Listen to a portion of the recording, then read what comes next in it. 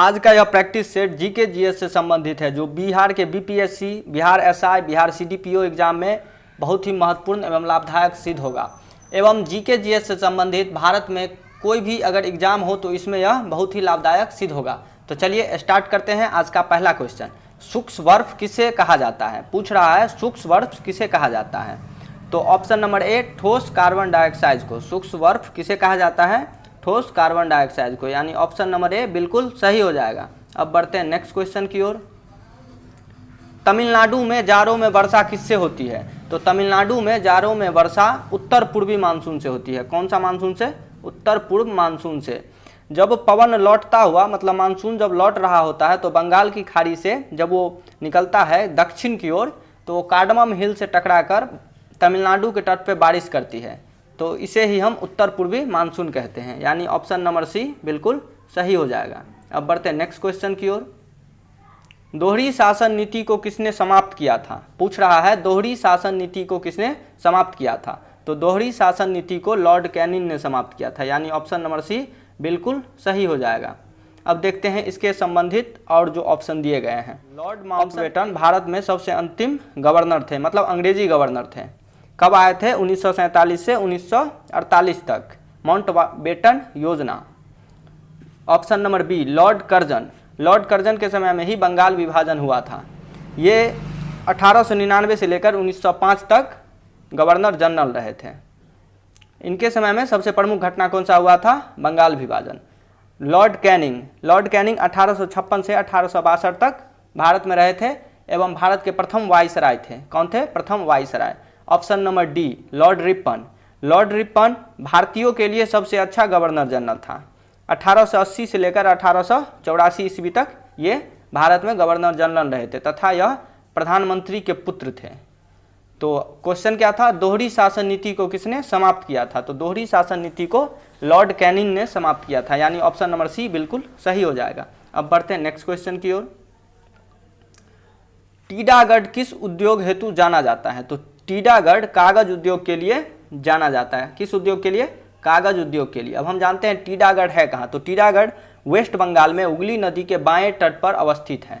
और किसके लिए जाना जाता है? किस उद्योग के लिए? तो ये बिल्कुल सही हो जाएगा। अब बढ़ते हैं नेक्स्ट क्वेश्चन की ओर। मरमागुआ बंदरगाह से मुख्यतः निर्यात किया जाता है। पूछ रहा है मरमागुआ बंदरगाह से मुख्यतः निर्यात किया जाता है, यानी ऑप्शन नंबर डी बिल्कुल सही हो जाएगा। अब बढ़ते हैं नेक्स्ट क्वेश्चन की ओर। काली मिट्टी पाई जाती है। तो काली मिट्टी पाई जाती है मध्य प्रदेश में, महाराष्ट्र में, कर्नाटक में, गुजरात में। कहाँ कहाँ पाई जाती है? मध्य प्रदेश में, महाराष्ट्र में, कर्नाटक में एवं गुजरात में। सबसे अधिक मात्रा में महाराष्ट्र में पाई जाती है और काली मिट्टी पे ही कपास उगाया जाता है। तो यहाँ पूछ रहा है काली मिट्टी पाई जाती है तो किन किन जगहों में पाया जाता है? मध्य प्रदेश में, महाराष्ट्र में। ऑप्शन नंबर ए, बी, सी तीनों जगह पाया जाता है। ए, बी, सी एवं कर्नाटक में भी पाया जाता है। इस तरह इसका ऑप्शन नंबर सी बिल्कुल सही हो जाएगा, क्योंकि एक से ज़्यादा सही है, यानी ऑप्शन नंबर ई बिल्कुल सही हो जाएगा। उपयुक्त में से कोई नहीं या उपयुक्त में से एक से अधिक। अब बढ़ते हैं नेक्स्ट। अंतर्राष्ट्रीय हवाई अड्डा किस राज्य में है? पूछ रहा है मीना मम्बकम अंतर्राष्ट्रीय हवाई अड्डा किस राज्य में है? तो ये तमिलनाडु राज्य में है। किस राज्य में है? तमिलनाडु राज्य में है, यानी ऑप्शन नंबर ए बिल्कुल सही हो जाएगा। कौन सा ऑप्शन सही हो जाएगा? ऑप्शन नंबर ए, तमिलनाडु राज्य में मीनामकम अंतर्राष्ट्रीय हवाई अड्डा है। अब हम देखते हैं कर्नाटक में कौन सा हवाई अड्डा है। तो कर्नाटक में कैंपेगौड़ हवाई अड्डा है। कर्नाटक में कौन सा हवाई अड्डा है? कैंपेगौड़। और पश्चिम बंगाल में कौन सा हवाई अड्डा है? तो पश्चिम बंगाल में नेताजी सुभाष चंद्र बोस हवाई अड्डा है। कौन सा हवाई अड्डा है? नेताजी सुभाष चंद्र बोस हवाई अड्डा है। ऑप्शन नंबर डी, नई दिल्ली। नई दिल्ली में इंदिरा गांधी अंतर्राष्ट्रीय हवाई अड्डा है। तो यहाँ पूछ रहा था अंतर्राष्ट्रीय हवाई अड्डा किस राज्य में है? तो तमिलनाडु राज्य में, यानी ऑप्शन नंबर ए बिल्कुल सही हो जाएगा। अब बढ़ते हैं नेक्स्ट क्वेश्चन की ओर। हरगोविंद खुराना पुरस्कार किस क्षेत्र से संबंधित है? हरगोविंद खुराना पुरस्कार चिकित्सा विज्ञान के क्षेत्र से संबंधित है, यानी ऑप्शन नंबर बी बिल्कुल सही हो जाएगा। गोविंद खुराना जी को 1968 ईस्वी में नोबेल पुरस्कार से सम्मानित किया गया था। वो भारतीय अमेरिकी वैज्ञानिक थे चिकित्सा विज्ञान के क्षेत्र से। तो ऑप्शन नंबर बी सही हो जाएगा। हरगोविंद खुराना जी को कब मिला था नोबेल पुरस्कार? 1968 ईस्वी में। किस क्षेत्र में मिला था? तो चिकित्सा विज्ञान के क्षेत्र में, इसलिए इनके नाम पे चिकित्सा विज्ञान क्षेत्र से पुरस्कार दिया जाता है। अब बढ़ते हैं नेक्स्ट क्वेश्चन की ओर। सांबर झील राजस्थान के निम्नलिखित नगरों में से किसके निकटतम है? पूछ रहा है सांबर झील राजस्थान में जो पड़ता है वो इन चारों नगरों में भरतपुर, जयपुर, जोधपुर, उदयपुर के निकटतम कौन से हैं? तो जयपुर के निकट में पड़ते हैं। कहाँ? ऑप्शन नंबर बी, यानी जयपुर के निकट में सांबर झील राजस्थान में पड़ते हैं। अब बढ़ते हैं नेक्स्ट क्वेश्चन की ओर।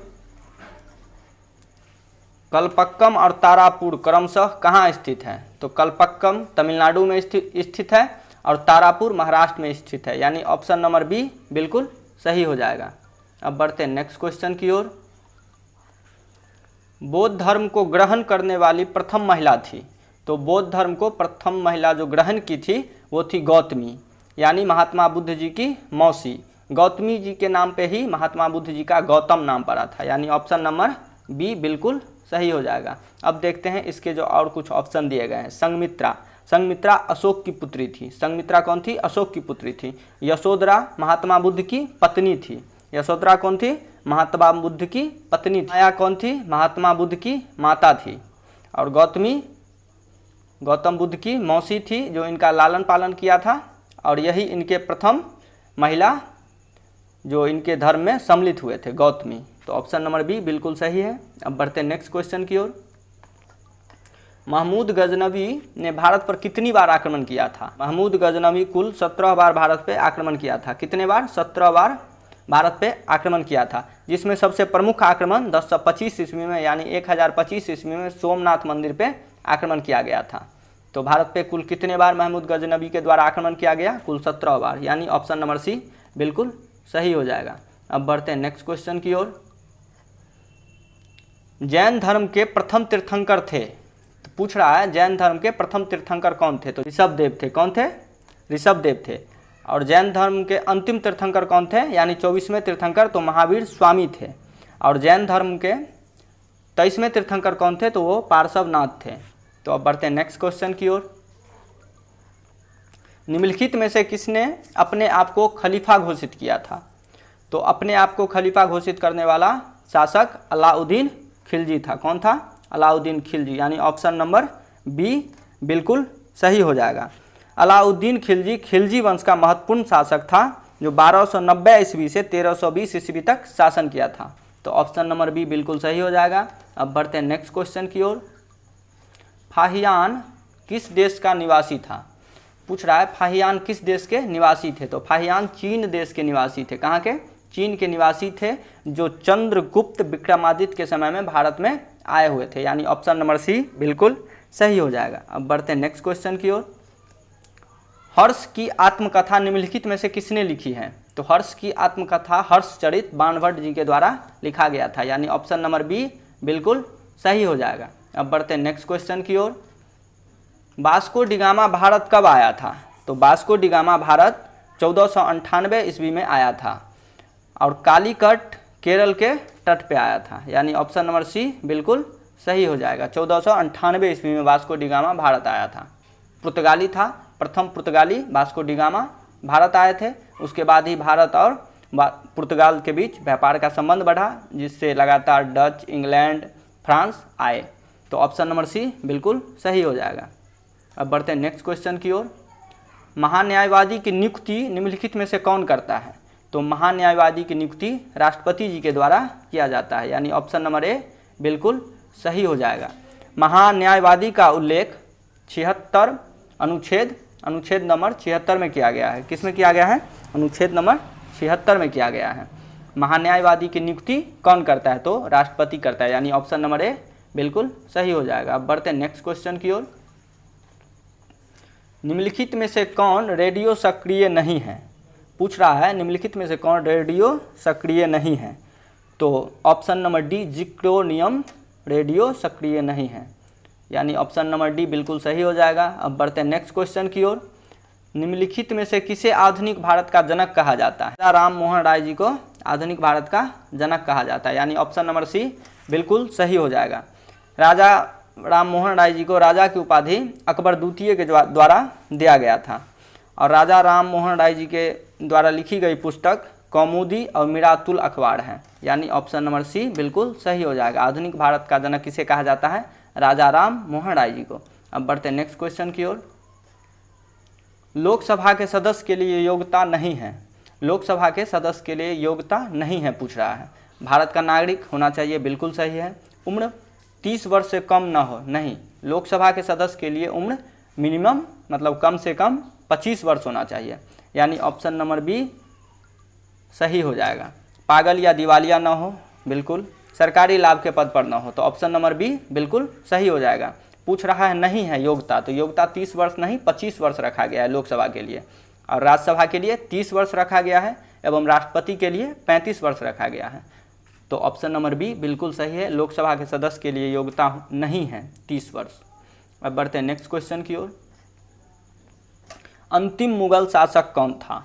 अंतिम मुगल शासक बहादुर शाह जफर था। कौन थे? बहादुर शाह जफर, यानी ऑप्शन नंबर बी बिल्कुल सही हो जाएगा। 1857 की क्रांति के बाद इन्हें रंगून भेज दिया गया और वहीं इनकी मृत्यु हो गई। इनकी समाधि रंगून में ही है। और मुगल वंश का संस्थापक कौन था? तो मुगल वंश का संस्थापक बाबर था। और मुगल वंश का सबसे प्रभुत्वशाली मतलब सबसे जो पूरे देश में पूरे विश्व में विख्यात हुआ वो कौन शासक था? तो वो अकबर था। तो ऑप्शन नंबर बी बिल्कुल सही हो जाएगा। अब बढ़ते हैं नेक्स्ट क्वेश्चन की ओर। गवर्नर द्वारा जारी किया गया अध्यादेश किसके द्वारा मंजूर किया जाता है? तो विधानमंडल के द्वारा मंजूर किया जाता है, यानी ऑप्शन नंबर बी। गवर्नर राष्ट्रपति के उत्तराधिकारी होते हैं, यानी प्रसाद पर्यंत काम करते हैं राष्ट्रपति के। तो पूछ रहा था गवर्नर द्वारा जारी किया गया अध्यादेश किसके द्वारा मंजूर किया जाता है? तो विधानमंडल के द्वारा मंजूर किया जाता है। तो ऑप्शन नंबर बी बिल्कुल सही हो जाएगा। अब बढ़ते हैं नेक्स्ट क्वेश्चन की ओर। लकड़ी की आयु ज्ञात करने में सहायक है, तो लकड़ी की आयु ज्ञात करने में सहायक है कार्बन 14 पद्धति, यानी ऑप्शन नंबर ए बिल्कुल सही हो जाएगा। ऑप्शन नंबर ए बिल्कुल सही हो जाएगा। अब बढ़ते हैं नेक्स्ट क्वेश्चन की ओर। भारत की पहली महिला जो विश्व सुंदरी चुनी गई थी, भारत की पहली महिला कौन थी जो विश्व सुंदरी चुना गया था? तो रीता फाड़िया, यानी ऑप्शन नंबर बी बिल्कुल सही हो जाएगा। अब बढ़ते हैं नेक्स्ट क्वेश्चन की ओर। निम्नलिखित में से अशोक का उत्तराधिकारी कौन था? तो पूछ रहा है अशोक का उत्तराधिकारी कौन था? तो अशोक का उत्तराधिकारी कुणाल था। कौन? कुणाल। ऑप्शन नंबर ए बिल्कुल सही हो जाएगा। अशोक मौर्य वंश के शासक थे। अशोक के पिता कौन थे? बिंदुसार। और मौर्य वंश के अंतिम शासक कौन थे? वो बृहदत्त थे, जिसकी हत्या कर पुष्यमित्र शुंग ने शुंग वंश की स्थापना की थी। तो यहाँ क्वेश्चन पूछ रहा था अशोक का उत्तराधिकारी कौन था? तो अशोक का उत्तराधिकारी कुणाल था। ऑप्शन नंबर ए बिल्कुल सही हो जाएगा। अब बढ़ते हैं नेक्स्ट क्वेश्चन की ओर। दालों से हमें क्या प्राप्त होता है? तो दालों से हमें प्रोटीन प्राप्त होता है, यानी ऑप्शन नंबर ए बिल्कुल, ऑप्शन नंबर डी बिल्कुल सही हो जाएगा। अब बढ़ते हैं नेक्स्ट क्वेश्चन की ओर। अंग्रेजों का सर्वाधिक विरोध निम्नलिखित में से किसने किया था? तो अंग्रेजों का सबसे ज़्यादा विरोध जो किए हुआ था वो सिखों के द्वारा किया गया था। किसके द्वारा? सिखों के द्वारा किया गया था, यानी ऑप्शन नंबर सी बिल्कुल सही हो जाएगा। अब बढ़ते हैं नेक्स्ट क्वेश्चन की ओर। 8 अक्टूबर को प्रतिवर्ष मनाया जाता है, 8 अक्टूबर को प्रतिवर्ष भारतीय वायुसेना दिवस मनाया जाता है, क्योंकि 8 अक्टूबर 1932 ईस्वी को भारतीय वायुसेना दिवस की स्थापना हुई थी। कब हुई थी? 8 अक्टूबर 1932 ईस्वी को भारतीय वायुसेना दिवस मनाया गया, यानी 8 अक्टूबर को ही वायुसेना की स्थापना हुई थी। अब बढ़ते हैं नेक्स्ट क्वेश्चन की ओर। दूध से दही जमता है, दूध से दही बैक्टीरिया के द्वारा जमता है, यानी ऑप्शन नंबर सी बिल्कुल सही हो जाएगा। अब बढ़ते हैं नेक्स्ट क्वेश्चन की ओर। ध्वनि का सर्वाधिक वेग होता है, तो ध्वनि का सर्वाधिक वेग होता है स्टील में, यानी ऑप्शन नंबर सी बिल्कुल सही हो जाएगा। अब बढ़ते हैं नेक्स्ट क्वेश्चन की ओर। केंद्रीय पशु चिकित्सा अनुसंधान संस्थान स्थित है, कहाँ स्थित है? केंद्रीय पशु चिकित्सा अनुसंधान, तो उत्तर प्रदेश में स्थित है, यानी ऑप्शन नंबर ए बिल्कुल सही हो जाएगा। अब बढ़ते हैं नेक्स्ट क्वेश्चन की ओर। इनकलाब जिंदाबाद का नारा दिया था, तो इनकलाब जिंदाबाद का नारा भगत सिंह जी के द्वारा दिया गया था। असेंबली में जब आवाज़ी बम उनके द्वारा फोड़ा गया था तब उनके और उनके साथियों के द्वारा इनकलाब जिंदाबाद की नारा दी गई थी, यानी ऑप्शन नंबर डी बिल्कुल सही हो जाएगा। अब बढ़ते हैं नेक्स्ट क्वेश्चन की ओर। शिवाजी सर्वाधिक प्रभावित थे, शिवाजी सबसे ज़्यादा किनसे प्रभावित थे, तो वो जीजाबाई से प्रभावित थे, यानी ऑप्शन नंबर सी बिल्कुल सही हो जाएगा। अब बढ़ते हैं नेक्स्ट क्वेश्चन की ओर। राजा राम मोहन राय निम्नलिखित में से किससे संबंधित नहीं हैं? विवाह से संबंधित थे, विधवा पुनर्विवाह से, सती प्रथा से संबंधित थे, अंग्रेजी शिक्षा से संबंधित थे, सांस्कृतिक शिक्षा से वो संबंधित नहीं थे, यानी राजा राम मोहन राय सांस्कृतिक शिक्षा से संबंधित नहीं थे, तो ऑप्शन नंबर बी बिल्कुल सही हो जाएगा। अब बढ़ते हैं नेक्स्ट क्वेश्चन की ओर। किस मुगल शासक ने 2 बार शासन किया?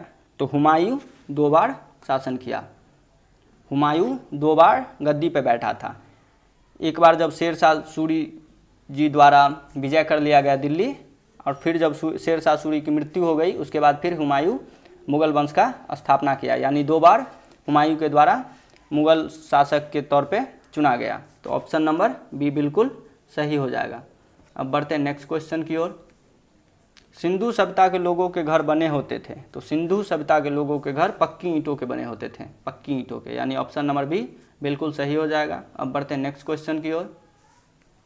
किसी राज्य के विधानसभा में कम से कम कितनी सदस्य होते हैं? तो कम से कम किसी भी विधानसभा में 60 सीट यानी 60 आदमी होते हैं, और अत्यधिक 500, कितने? अत्यधिक 500, तो ऑप्शन नंबर ए बिल्कुल सही हो जाएगा। अब बढ़ते हैं नेक्स्ट क्वेश्चन की ओर। रासायनिक अभिक्रिया को प्रभावित करने वाले भौतिक कारण कौन कौन से हैं? तो रासायनिक अभिक्रिया को प्रभावित करने वाले भौतिक कारण अभिक्रिया की सांद्रता, ए, बी तापमान, पृष्ठ क्षेत्र, उत्प्रेरक की उपस्थिति, यानी चारों सही है, तो ऑप्शन नंबर ई बिल्कुल सही हो जाएगा।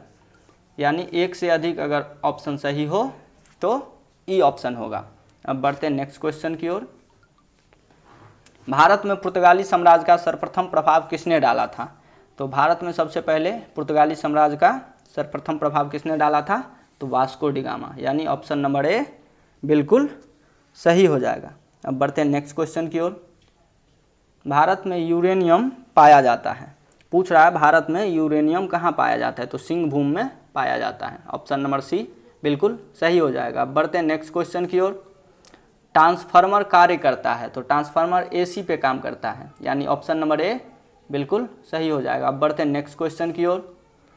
भारत के राष्ट्रपति के बारे में असत्य है, पूछ रहा है भारत के राष्ट्रपति के बारे में असत्य है। न्यूनतम आयु 8 वर्ष होती है, बिल्कुल सही है। इनका कार्यकाल 8 वर्ष नहीं होता है, तो ऑप्शन नंबर बी बिल्कुल सही हो जाएगा।